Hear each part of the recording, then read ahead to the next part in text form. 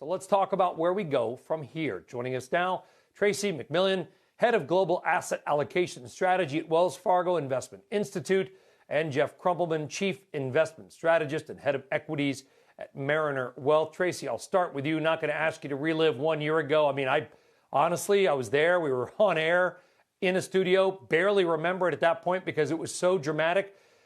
What was the turn like around the summer or fall when everybody started to become more bullish? What was the basis behind the thinking that the markets ultimately and the economy and our lives will recover? Yeah, so we've certainly come a long ways from where we were a year ago. While we expect, growth to accelerate to 35-year highs this year, it really was not at all clear back then in March. And I think the turning point was really in November when we got the news of an more effective vaccine than we even imagined. So, backing that up a couple months to your time frame, I think that was really when we started realizing that we were going to get a vaccine. We were starting to get more information about the illness itself, and we had that timeline in mind of when we might get back to some semblance of normalcy.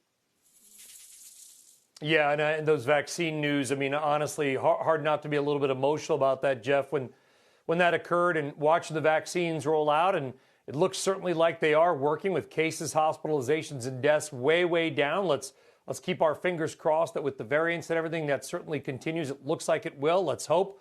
Only the future will tell us.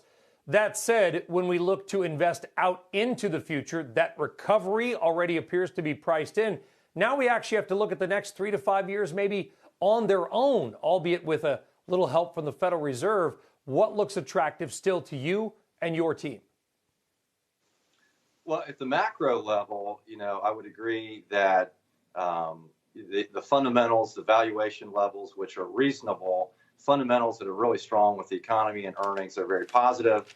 And technically, if you look at the breadth of the market, the leadership in the market that's more aggressively oriented, not in the defensives, that the outlook still looks very favorable.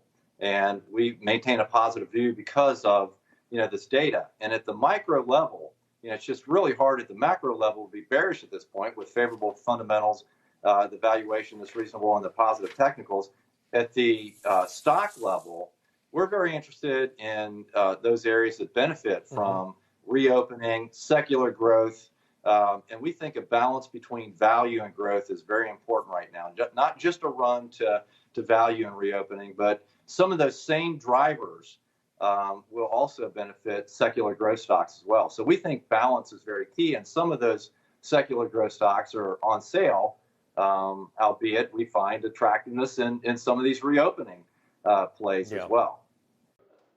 Shepard Smith here. Thanks for watching CNBC on YouTube.